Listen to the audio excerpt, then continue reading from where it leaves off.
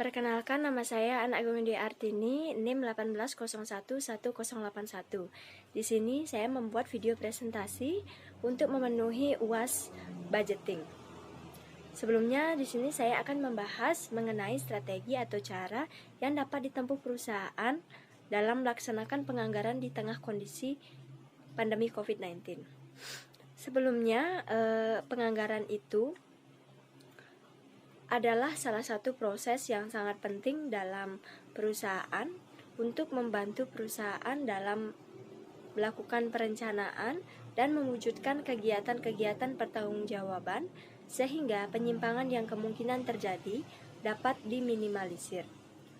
Tujuan dari adanya penyusunan anggaran yang pertama yaitu menyatakan harapan ataupun keinginan secara jelas dan formal sehingga menghindari adanya kerancuan dan mengarahkan ke apa yang hendak dicapai oleh perusahaan.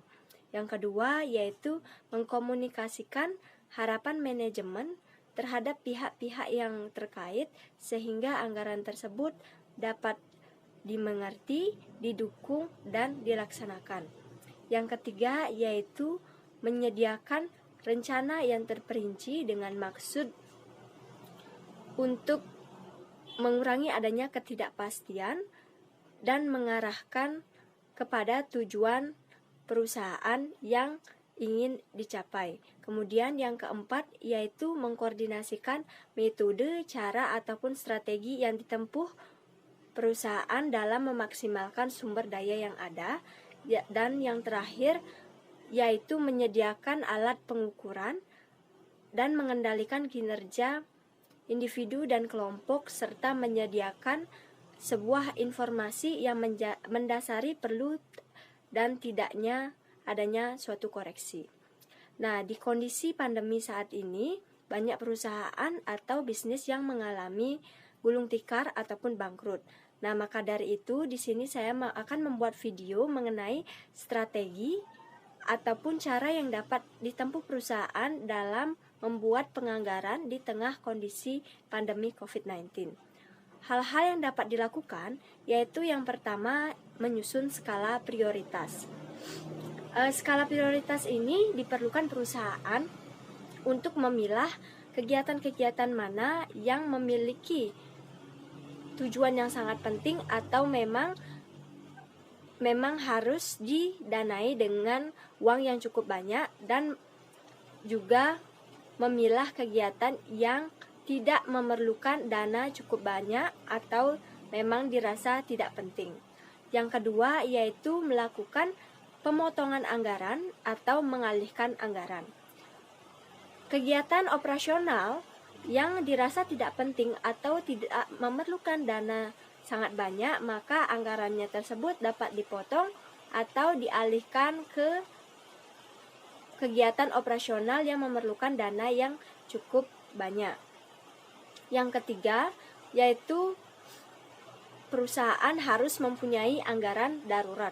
Anggaran darurat ini akan diperlukan perusahaan sewaktu-waktu. Anggaran darurat ini akan diperlukan perusahaan jika mengalami kekurangan dana ataupun kemungkinan muncul kegiatan baru di luar dari perencanaan yang telah ditetapkan oleh perusahaan. Yang keempat yaitu melakukan investasi. Nah, setelah melaksanakan kegiatan operasional, maka perusahaan akan mendapatkan laba atau keuntungan. Keuntungan atau laba yang didapatkan perusahaan dapat diinvestasikan, baik itu dalam bentuk simpanan atau bisa dalam jual beli saham. Dari investasi tersebut, maka perusahaan akan memperoleh penghasilan untuk menambah mungkin dana dalam melaksanakan kegiatan operasional perusahaan. Dan yang terakhir yaitu melakukan pinjaman.